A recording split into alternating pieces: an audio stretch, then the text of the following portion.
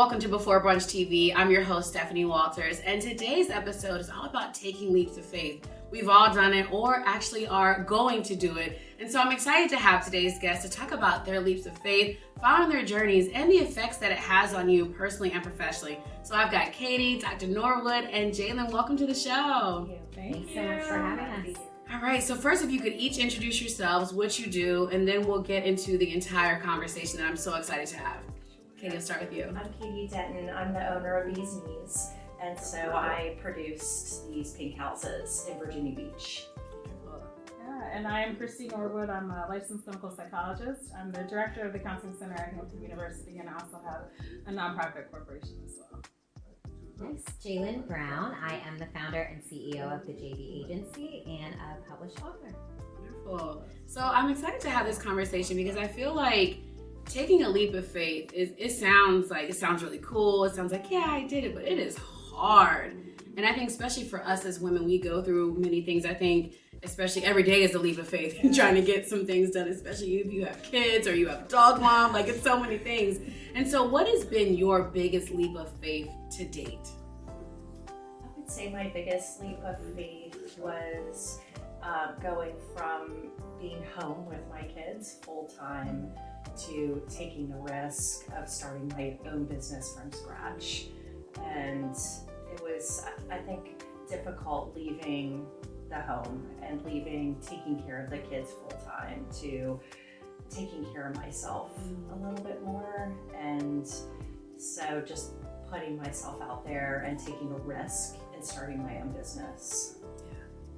Yeah, I would say my leap of faith was leaving a comfortable sort of federal government position that I thought I was going to be in forever, and moving towards where I really felt kind of spiritually, but also like professionally, I was supposed to be in terms of like helping the next generation move towards healing and really spreading this message of like mental health and wellness. And so I think leaving the comfort of what I thought life was going to be like and moving in a direction of really following my true passion and calling was a big leap of faith. I would say it's similar for me, balancing both a corporate position and being a full-time entrepreneur, while yes, the dog mom piece, and learning to be comfortable in uncomfortable positions has really been a leap for sure. Yeah, I'm with you on that one, Jaylyn, because I too work full-time and then I'm like a full-time entrepreneur, and it's hard, especially when you really love doing both, and it's like, do I have to choose? Am I gonna have to choose? So that is like this very scary thing, but it seems like everybody is walking in their purpose and passion. And talk about what it took for you to actually finally recognize like, hey, this is my passion and I am going to walk into it no matter what, because there's so many obstacles to get to where you are today. I would say that for me in the past 2 years, I have had some of the top clients you could ever have to work with, and initially when I got the email of, hey, yes, we'd like to sign with you, it was the same week that I got my new corporate position. Oh, wow. And I was thinking, how in the world am I gonna make this work? But sometimes as women, we are so used to doing it all. It's like, why do we even question ourselves how it's going to happen? You know, I envisioned it. This is something that I wanted. And now that it's here, it's like, okay, God, please give me the tools to, you know, manage it correctly. And I was able to do it. And, you know, sometimes you just have to prioritize your passions and what means most to you, and everything will follow. Everything will work out. I love that. I think for me, it was sort of like, this is bigger than me, right? Like what I'm supposed to be doing, you know, could help save someone's life, right? Or could really make an impact on their trajectory. So I had to say, okay, this may feel scary, this may feel uncomfortable, you may not be able to know what's on the other side, but sort of trusting that intuition and trusting where you really feel like you're called to go, and then taking one step at a time, like knowing that you may not have the whole path in front of you, but like, let's take a step and see where that leads, and the next step and the next step from there. For me, it was always trying to stay true to like my values and my mission. So from the very beginning, I knew there were certain values that were important to me in my business, and always keeping those kind of first and foremost and following those. And if I ever felt like I deviated from them, to come back. And for me, it's people matter and relationships matter. And so if I feel like I'm building really great, solid relationships and building people's trust, I feel like I'm staying true to what my mission is and what my values are. Yeah, I love that, our own personal values and things we really believe in, and not really being willing to compromise on that. And sometimes when you're taking leaps of faith, you're like, ooh, that leap looks good, but I'm gonna compromise what I believe in. But it's like, ooh, do you see the price tag on that? Like, that looks amazing. And so that balance is hard. And so what are some of the personal values that you all live by that helps guide you on your journey to like taking that leap of faith? I would say for me, it's trust, honesty, community. Like supporting our community is very, very important to me, and I'm incredibly philanthropic. So it's thinking about others and not just doing for myself, but making sure that what I'm doing for myself is also benefiting the community. But again, it always comes back to the solid relationship that I built with people that is built on trust. Yeah. I would kind of similar values in terms of community. And so giving back is like a really big value for me, helping those who may not have had either the resources or the education or the exposure. Peace is really, really important to me as well in terms of values. And then I think also making sure that what I'm doing is aligned with my personal values and staying true to that, right, along the journey. I would say family first. My family has kept me incredibly grounded in the busyness of it all. Sometimes friends maybe don't always understand your demand, your work schedule, your drive and your passion and your will to win and get it done. But my family has definitely always been there along the way. They may not have always gotten it, either in the beginning, but once they started getting free tickets to things, I think they were like, oh, I get it. Oh, you are working. Yes, you are working. We appreciate that. And so I'm just so grateful for them always, having my back, because sometimes friends just don't get it. Yeah, I understand that. It's like, oh yeah, you can come to this for free. Okay. Yeah. I understand now. And I think authenticity, that's one for me, like plays a role in that too, because like being true to yourself, and really, I think is when we second guess ourselves a lot. Like, oh, should I make that decision? Should I really do this? Like, that plays a heavy role in the decision making that we actually have to do. And so, Dr. Norwood, for you being the mental health professional on here, what kind of like, I don't know what we call it mental anguish, but mental heaviness goes into decision making for our personal and professional lives when it comes to like making huge decisions that are going to impact our entire lives?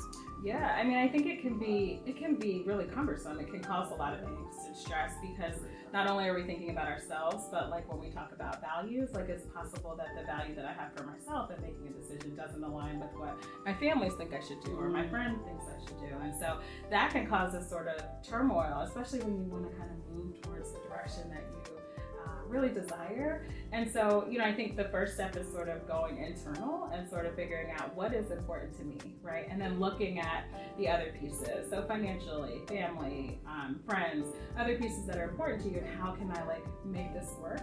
And then also like what supports do I have? Who can I employ to support me in this process and in this journey to decrease the stress or the angst that it may cause? Yeah, that support system is huge. And Katie, you mentioned leaving home with 3 kids and coming to make an impact in your community. And what challenges did you face in that? And I would say like internal challenges, because that weight that women carry, especially as mothers, we think if we're not at the home doing stuff right, it's not getting done. The men can do it, they can take care of it, or whomever your partner is. But what was that internal pressure like for you, trying to have something for yourself, but then thinking about what's happening at home?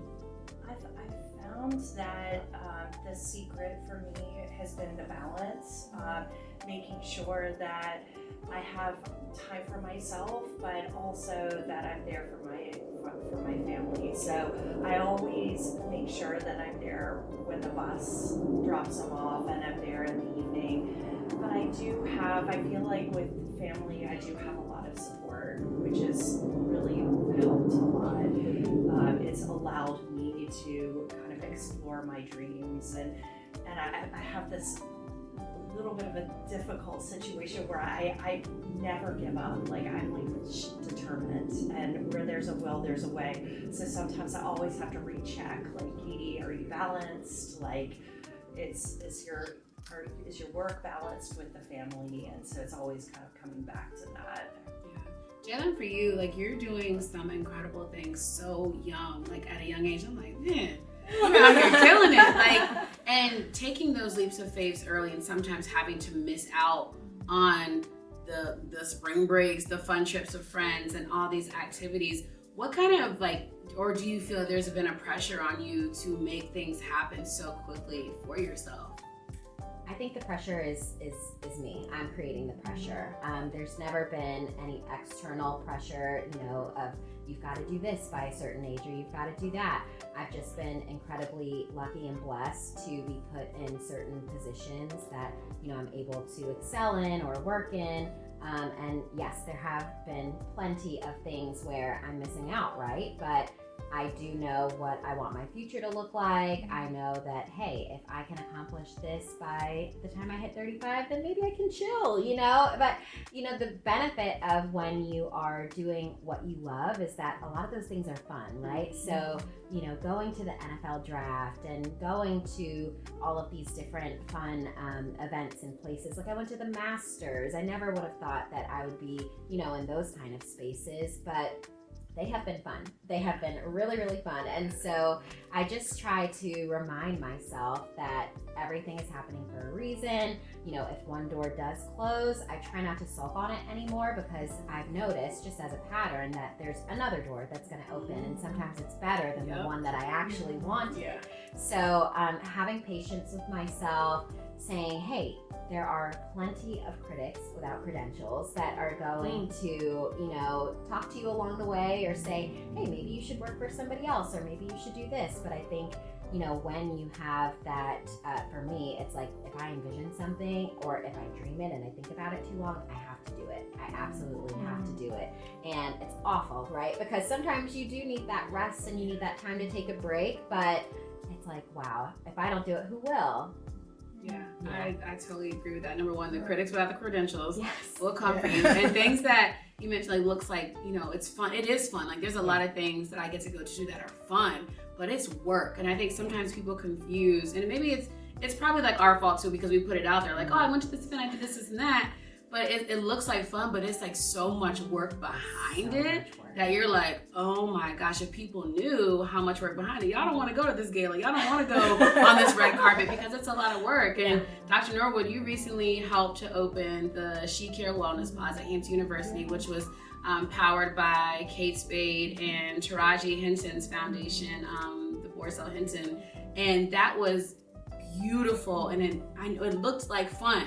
I know there was a lot of work that went behind it. So talk about that journey, because you really helped spearhead that entire initiative that's going to affect generations of women on that campus. Yeah, so it was a lot of work, right? You have to erect a building, a wellness pod for students to be able to receive rest, to receive integrated wellness services, making sure that everything's on the timeline. And then there's also the ribbon cutting, right?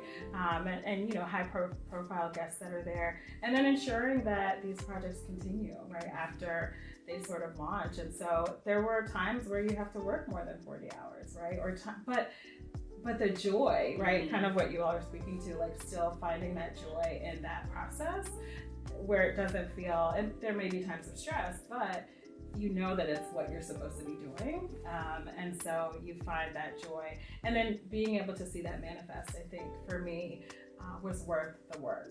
I was on travel to South Africa for vacation in the midst of the project, and I was like, oh my goodness, right? And so trying to balance this project that needed to launch while also making sure too, as we're talking about, like balance and self-care. And so at the end, it's worth it, right? And so I think figuring out which projects feel worth it and really feel like they serve you is important too. Yeah. And Katie, you did erect this like entire compound. We were filming here at the Bee's Knees, and it's like 5 beautiful home compounds, and you did this yourself, obviously with the team. But talk about like the effort and the thoughtfulness that went behind it, because every single space, thing, cup, glass, book was like so carefully crafted. So it was a love. Putting this whole compound together was a true love, and I think that's what kind of fell behind every decision was love. And even putting the team together. So when people come in, like, wow, look what you've produced, but it's not me, it's a whole team.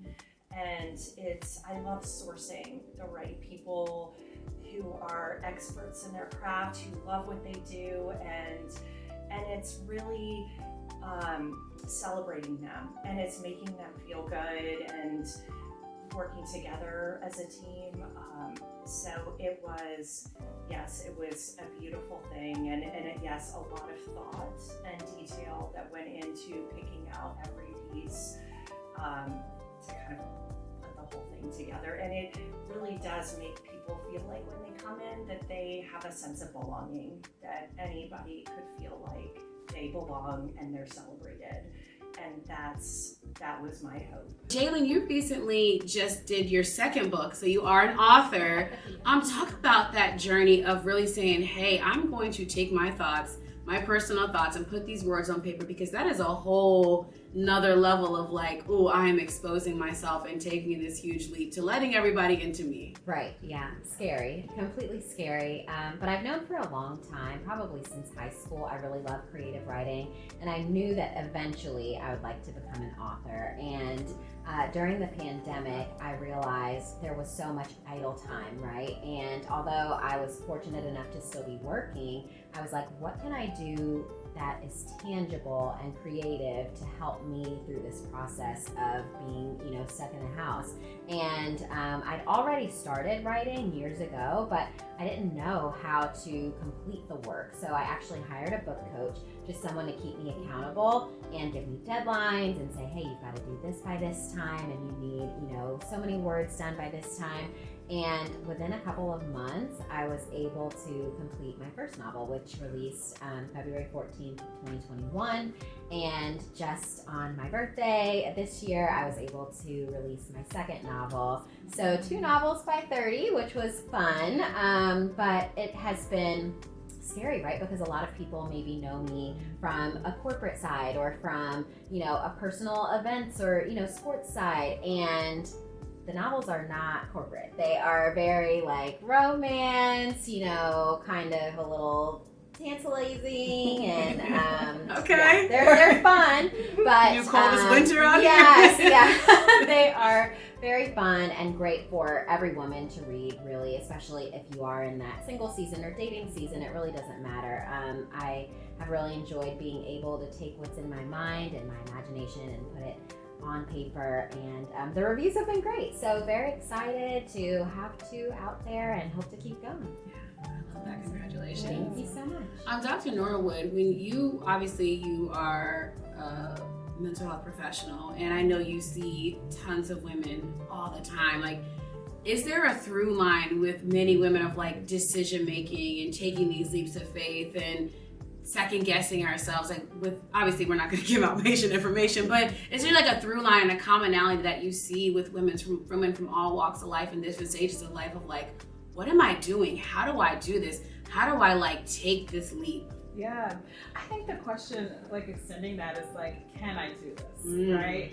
And then if I can, how, right? Like, do I have the resources? Do I have the capacity? Because as women, a lot of times we are nurturers, we're caretakers, we're serving, whether it's the community, our families, our dogs, or what have you. And so it's like, how can I do this?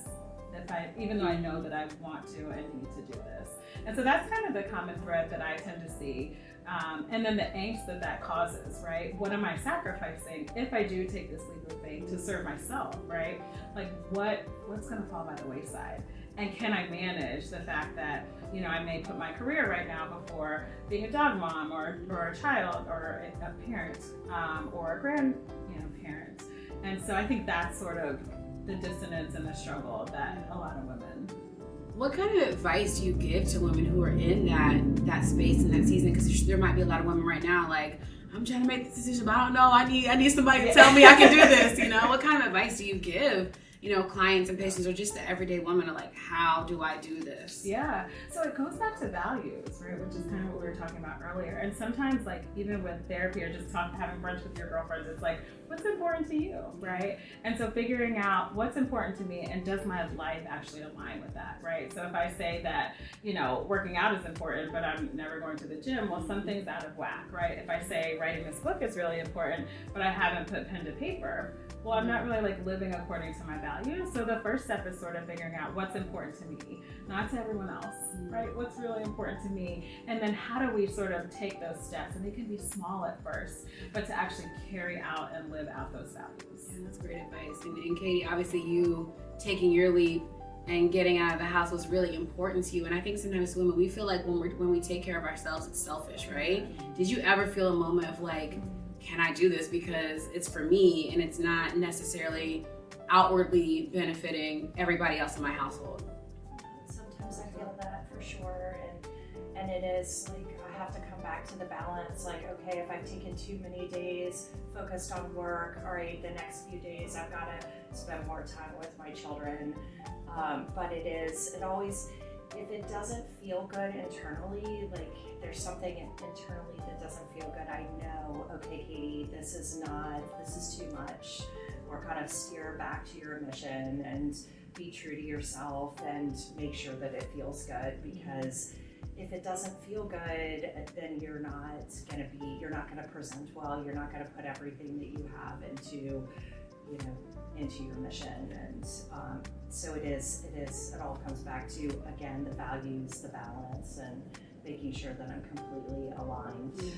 Yeah, I feel that. Sometimes I definitely feel selfish, but I'm like, if I'm not well, I'm not a good mom, I'm not a good partner, I'm not a good friend, like I'm not a good anything. So sometimes you do have to take that moment, like I have to do this for me. And what I started doing is like incorporating my daughter into my stuff. So she took her first flight to come with me to work, and she's been here on set. So I want her to see, like, it's not that I'm not home because I want to hang out with you. It's like I'm trying to build this life for you that you will now have, it'll be easier for you to do things that you want to do.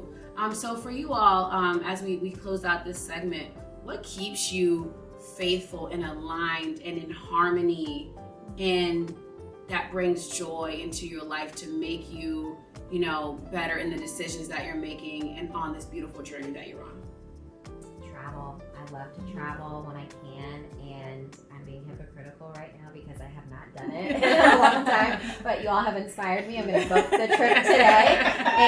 And but truly, getting out, experiencing different cultures, it allows you to rest, but also relax and recharge, so that when you come back, you are ready to roll, you're in a better mindset and creative space to truly give your best self to everyone around. Yeah, I think I love traveling as well. So maybe I'll book my trip this afternoon somewhere. So traveling is how I get rest and respite. I can just sort of leave everything behind. But I also, I have 2 young kids, and so doing this for them so that, they can kind of be better than I am and better than my husband is, and follow the path that is really laid for them, really just kind of fuels me to keep going. And I think for me, I love helping people. That fuels my energy. Giving, helping, making people feel important, that gives me extra energy. And especially in the holiday season, I love thinking about others and giving to people, especially, people who might be like a 97-year-old woman who lives close to me. We're going to visit her on Thursday to make her feel she's a widow, making her feel good, and having my kids see that it's not just thinking about us, but it's thinking about others. I echo everything that you all said. The travel thing, I am bound to book more trips this year that are not work related. Every time I travel, it's work related. So I echo everything you all have said. Thank you for sharing yourselves in this conversation. Where can people find you and find more information about you and what you're doing? People can find me on my website, beesknees.com, or Instagram, beesknees. Yeah, on Instagram, Dr. Christy Norwood, and yeah, you can find me there. on Instagram, The JB Agency, and www.thejbagency.com. Beautiful. Thank you, ladies. Thank you all for tuning in to Before Brunch TV. You can watch this episode and previous episodes at beforebrunchtv.com.